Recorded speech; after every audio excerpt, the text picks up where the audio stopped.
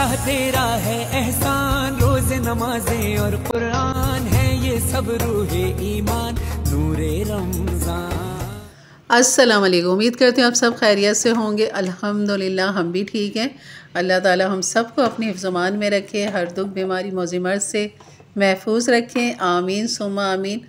और यहाँ बस इफ्तारी की तैयारी है, शाम का वक्त है। और ये छोले जो मैंने कल बनाए थे, ये वही छोले जो बच गए थे, बस इनको भी आज हम इस्तेमाल करके ख़त्म कर लेंगे। और यहाँ पर मैंने बेसन, जो प्रीमिक्स बेसन था मेरे पास, बस वो मैंने निकाला, पानी डाला और हल्के और ये रख दिया। ये हो गई टेंशन फ्री। और इसके बाद जो है बस ये आलू की कतलियाँ काटने के लिए इस डब्बे को भी रेडी करके रख दिया है। अब मैं आपको बताती हूँ कि हमने जो कल शरबत बनाया था वो हम किस चीज़ का बना रहे थे और इसके क्या फ़ायदे। ये है खरबूजा, और देख के आप समझ गए होंगे। तो बस इसको आपने खूब अच्छे से धो लेना है, धूल मट्टी सब अच्छे से साफ़ कर लेना है। और आप देख रहे होंगे मैं बस काटी चली जा रही हूँ, ना कुछ छील रही हूँ, ना बीज निकाल रही हूँ, ना जाला निकाल रही हूँ। तो यही वजह है कि हमने इसकी हर चीज़ को इस्तेमाल करना है। और इसके जो फ़ायदे हैं ना, जो गुर्दों के मरीज़ हैं, तो सोचा ये सदका जारिया है, क्यों ना इसके फ़ायदे भी बता दिए जाएं आपको। और इसका इस्तेमाल का तरीका भी, सीज़न भी और खाने का मौसम भी है। तो जो गुर्दे के मरीज़ हैं, जिनके सांस ज़्यादा फूलता है, और ये कि यकीन कर लें कि कोई भी बीमारी है उनके गुर्दे की, चाहे डॉक्टर ने उन्हें ऑपरेशन का बता दिया हो कि आपके ऑपरेशन होगा, या गुर्दे में वरम है, सूजन है, या गुर्दे ख़राब की तरफ जा रहे हैं, कोई भी, और A to Z Y कोई भी उनका कोई भी मसला हो, उसके लिए ये कुदरती तौर पे एक बेहतरीन टॉनिक मेरे अल्लाह ने हमारे लिए बनाया है कि आप इसके जाले के साथ, इसके बीज के साथ, इसके छिलके के साथ आप इसको ग्लेंडर करें और इसको पी लें। ये तो मैंने लाल शरबत इसलिए डाल दिया है क्योंकि रोज़ा खोलना है और थोड़ा सा फ्लेवर हमें चाहिए होता है, जायका चाहिए होता है। तो चीनी अपनी मर्ज़ी के हिसाब से डाल दें। अगर शुगर वाले हैं तो वो चीनी ना डालें, खाली इसको ग्लेंडर करें। 1 गिलास पानी डालें, छोटा सा खरबूजा ले लें और सारा उसको डाल के इस तरह ग्लेंडर कर लें। तो यहाँ पर बस तैयारी इफ्तारी की भी चल रही थी। फ्रोज़न मेरे पास जो समोसे थे वो मैंने निकाल लिए थे। और यकीन करिए खरबूजा जो है ना, ये बहुत बड़ी नेमत है अल्लाह की। आपके गुर्दे, फेफड़े, हर चीज़ के लिए ये बेहतरीन है, ये ताकत देता है। जैसे बहुत सौ थोड़ा सा चलते हैं, जैसे अभी मेरी वालदा के साथ ये मसले मसाइल चल रहे हैं कि उनके गुर्दों की वजह से उनके गुर्दे काफ़ी हद तक ख़राब की तरफ डॉक्टर ने रिपोर्टें बताई हैं, उनकी जो टेस्ट करवाए। तो उनको मैंने अम्मी को यही बताया कि आप ये रोज़ाना पिए, तो अम्मी वो रोज़ाना पी रही हैं। और 1 हफ़्ता 15 दिन से भी ज़्यादा की छोटी बहन ने उनको रोज़ाना सुबह ग्लेंडर करके वो उन्हें नहार मुँह दे रही है। तो ये ज़्यादा बेहतर है, सुबह नहार मुँह वो पी लेती हैं, 2 गिलास या 1.5 गिलास जितना उनसे पिया जाता है। तो उनकी तबीयत में काफ़ी बेहतरी आ रही है, उनका सांस भी फूलना बंद हो गया। वरना हमने वाशरूम के साथ मतलब कुर्सी रखी हुई थी, तो वाशरूम से निकलती थी, कुर्सी पे बैठती थी, इतना सांस उनका फूल रहा था और गुर्दे उतने उनके ख़राब हुए में कि जब टेस्ट करवाए, जब डॉक्टर ने वो सारी रिपोर्टें बताई कि ये कंडीशन हो चुकी है आपकी वालदा की, तो यकीन करें ये खरबूजा भी इस्तेमाल कर रही हैं, इसका पी रही हैं इसी तरह जैसे मैंने अभी आपको बनाना सिखाया, बिल्कुल इसी तरह। और वो दवाइयाँ भी इस्तेमाल हो रहा है, परहेज़ भी हो रहा है। मतलब कुदरती चीज़ों के साथ साथ आप इलाज भी करें, दुआ भी करें, दवा भी करें, और इस तरह कुदरती फलों के साथ फ़ायदा भी उठाएं। तो इसके बीज, इसके छिलके, इसका जाला, हर चीज़ में अल्लाह ने नेमत रखी है, नेमत हमारे गुर्दों के लिए, हमारे फेफड़ों के लिए। तो मैंने सोचा ये सारी तफसील के साथ आपको बताया जाए। और यहाँ देखिए मैंने ये छोले जो कल के बचे हुए थे वो, और दही फुल्कियाँ भी भिगो ली थी, उन सबको मैंने एक पूरी सी चाट बना ली। और जो पापड़ी मैंने बनाना सिखाई थी वो भी मैंने यहाँ पर पापड़ी छोले पे डाल दी। बस ये देखें, ये पापड़ी इसमें, और ये हमारी दही बड़ा छोला चना चाट बन चुकी है। और ये लाल मिर्च, लहसुन मिर्च की चटनी है, इसमें मैंने नींबू का क्यूब्स डाल दिया था ताकि ये खूब अच्छी सी खटास आ जाए। अभी चटनी जो है ना, बस मैंने बनानी है, यकीन कर अभी बहुत मज़े वाली आपको चटनी मैं देने वाली हूँ। हरी चटनी और लाल टमाटर की चटनी, यकीन इतने मज़े की बनती है, उनको आप आराम से रख के हफ़्ता 15 दिन इस्तेमाल कर सकते हैं। वो चटनी इंशाल्लाह मैं आपको देने वाली हूँ बहुत जल्द। तो यहाँ पर ये हमारी इफ्तारी हो गई थी तैयार। और उसके बाद इफ्तारी करने के बाद ये मैंने गोश्त उबाल के रख लिया था। बनाना था मुझे थोड़ा सा, लेकिन मैंने फिर सोचा 2-3 पैकेट निकाल के इस तरह मैंने गोश्त को, सारे गोश्त को मैंने उबाल लिया था। सिर्फ इसमें मैंने नमक डाला है और कुछ भी नहीं डाला, इसमें ना अदरक लहसुन कुछ नहीं डाला, सिर्फ नमक डाल के मैंने इसको उबाल लिया। और थोड़ी सी इसकी ग्रेवी रहने दी, चाहे तो आप चाहे ड्राई कर लें, लेकिन मैंने थोड़ा सा रहने दिया था क्योंकि शोरबे वाले सालन में ये इस तरह की चल जाती है, कढ़ाई में भी चल जाएगी। तो बस ये 2 पैकेट मैंने बना के रख लिए। तो जो सहरी में मैंने सालन बनाना है, आलू गोश्त का मेरा मूड हो रहा था कि शोरबे वाला सालन बनाऊं, तो वो मैंने थोड़ा सा निकाल के रख लिया था, चंद बोटियाँ, और इस तरह की इसकी ग्रेवी निकाल ली थी जो इसकी गोश्त की यखनी है वो, और ये बाकी ये दोनों पैकेट मैंने उठा के रख दिए थे कि अभी कढ़ाई बनाना हो या कोई भी सालन कोई भी सब्ज़ी डाल के बनाना हो तो ये गोश्त रेडी होगा। और दूसरा अब ये है सहरी का टाइम जनाब, और सहरी भी फटाफट आपको मैं दिखा रही हूँ। इफ्तारी भी हो गई और अब ये सहरी हो गई, हमारी तीसरी सहरी है माशाल्लाह, ये हमारी तीसरी सहरी है। और यहाँ सहरी के बस मैंने ये मसाला जो भून के ना ये भी मैंने फ्रोज़न करके रखा था, तो ये भी मैंने रात को निकाल के रख दिया था, इसको डीफ्रोस्ट कर लिया था सहरी में। और बस ये आ गई थी, हमें 3 बजे उठ गई थी, 3 बजे के बाद मैंने सबसे पहले यही काम किया, क्योंकि इसमें सारा कुछ तो पका हुआ है, ये मसाला भी पका हुआ है, गोश्त भी गला हुआ है, जो अभी मैंने आपको दिखाया ये गोश्त मैंने चंद बोटियाँ और थोड़ा सा ग्रेवी निकाल ली थी, और बस ये सब पका हुआ। सिर्फ अब हमने आलू गलाना है, और आलू गलने में 10 से 15 मिनट 20 मिनट ज़्यादा लगेंगे, इससे ज़्यादा टाइम नहीं लगता।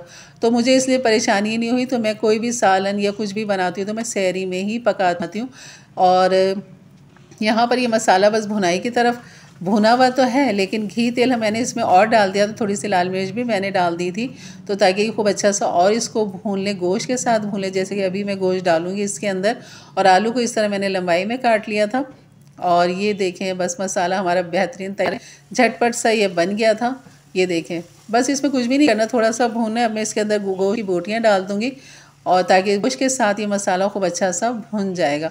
तो बस ये मैंने एक दिन के लिए सालन बनाया था, लेकिन ये सालन भी हमारे जनाब 2 दिन चल जाता है, क्योंकि मैंने जो है ना बस जितना मैं कम कर लूँ ना वो कम होता ही नहीं है, वो फिर भी ज़्यादा हो जाता है। तो वही बात है कि 2 अफराद कितना खा लेंगे, तो वो बच जाता है। तो इसलिए अक्सर मेरा जो सालन होता है ना वो 2 दिन चल जाता है।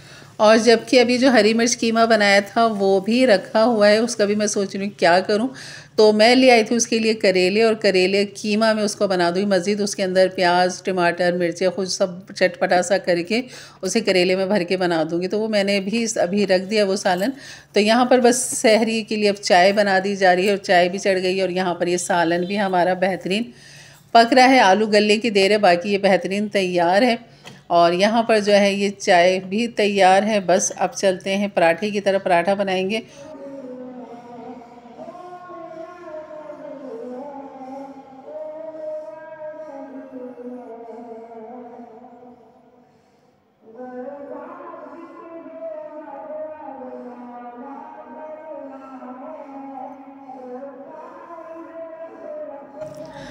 तो बस ये सहरी का ही वक्त है, तो और ये मस्जिदों में नातें पढ़ी जा रही हैं, अल्लाह का ज़िक्र किया जा रहा है। और बस ये जब आवाज़ें कानों में पड़ती हैं, जैसे मैं हमेशा कहती हूँ कि बहुत अच्छा लगता है कि ये सहरी का एक पुरनूर रौनक वाला माहौल हो जाता है। और यकीन करें अब आपको मैं खाने काबा अंधेरे में दिखाती हूँ, कितना खूबसूरत लग रहा है, कितना रोशन लग रहा है। और इस अंधेरे में देखने से ना मुझे एक चीज़ पे जो मेरी निगाह गई, अभी मैं आपको करीब करके उंगली के इशारे से आपको बताती हूँ कि मेरी निगाह क्या देखा। मेरी निगाह ने तो ये देखा। अगर आपको नज़र आ रहा है तो आप बताइए क्या है ये।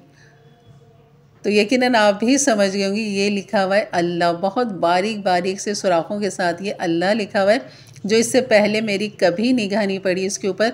सिर्फ ये सारी रोशनियाँ मुझे नज़र आती थी, जैसे जलाएं तो सिर्फ ये खाने काबा की रोशनी नज़र आती थी।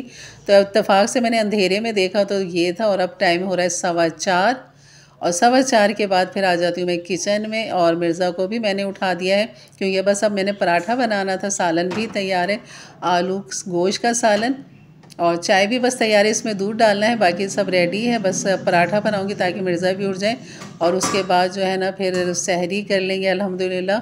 और आज सोचा है कि आज की वीडियो में जो मैं ये सोची कि मैं अगर एक दिन सहरी डालती हूँ तो दूसरे दिन इफ्तारी की डाल देती हूँ, फिर सहरी डालती हूँ, फिर इफ्तारी, तो मतलब ये समझ में नहीं आ रहा था। इस तरह तो 30 दिन के 15 दिन आप तक जाएंगे, बाकी 15 दिन गायब हो गए।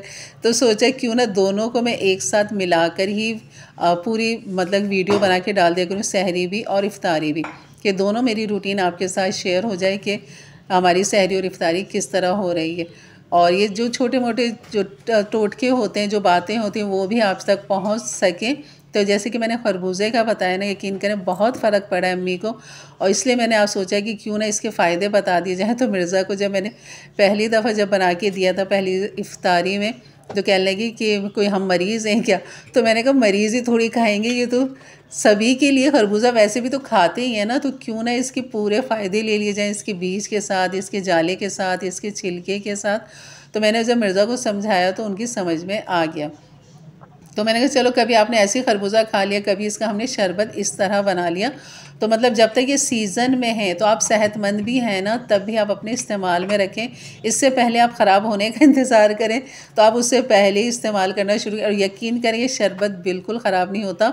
ख़राब मतलब कि नहीं लगता, ना मुंह में जाला आता है, ना मुंह में बीज आते हैं, ना छिलके आते हैं, क्योंकि खूब अच्छा सा आपने उसको ग्लेंडर कर लेना है। अगर चाहें तो आप इसमें दूध डाल दें, अगर आप चाहें तो इसमें आइसक्रीम डाल दें, अगर आप चाहें तो इसमें कोई भी फ्लेवर डाल के एक अच्छा सा मज़ीद कुछ बना सकते हैं। नहीं तो आप खाली जो मरीज़ हैं उनको तो आपने खाली जो है ना सिर्फ खरबूजा देना है और उसमें पानी डालना है, अगर शुगर नहीं है तो चीनी डाल दें फ्लेवर के लिए, और बस उनको ग्लेंडर, बहुत बारीक ग्लेंडर करके आपने देना है ताकि छिलका वगैरह कोई मुंह में ना आए। तो ये जायके में भी बहुत अच्छा लगता है, बिल्कुल बुरा नहीं लगता। और देख रहे हैं आज मैंने चकोर पराठा बना दिया तो ये फूल भी रहा है। तो यही मैं सोची थी कि मैं 2 दिन से क्या गलती कर रही हूँ कि पराठा फूल नहीं रहा, उसको बस मैं गोल कर देती तो वो नहीं मज़ा आ रहा था। और ये वर्के वाला जो था ना पराठा, और ये जब बनाया तो ये बचा भी नहीं और मिर्ज़ा सब कुछ खा चुके थे। पूरा पराठा माशाल्लाह उन्होंने खा लिया था। और ये डाल दिया था मैंने पुदीना, हरा धनिया भी डाल सकते हैं लेकिन मैंने पुदीना डाल दिया। मिर्ज़ा को ज़्यादा पुदीना पसंद है, कहते हैं बस पुदीना डाल दो, धनिया हो ना हो लेकिन पुदीना घर में होना चाहिए। ये है वो कल का पराठा जो बचा हुआ था, ये मैंने निकाल लिया। और जितने भी लेफ़्ट ओवर खाने होते हैं ना, कोशिश करती हूँ कि मैं ही खा लूँ, मिर्ज़ा को ताज़ा हमेशा दूँ। और यहाँ पर जो था चाय में मैंने दूध डाल दिया था, सालन गर्म भी हो गया था, आलू भी गल गए थे। बस आपको निकाल के दिखाती हूँ, इसकी लुक देखें सालन की कि बिल्कुल फ्रोज़न किया हुआ मसाला था और उबला हुआ गोश्त था। कितनी देर लगी, मुझे आधा घंटा भी नहीं लगा होगा इस सालन को पकने के लिए।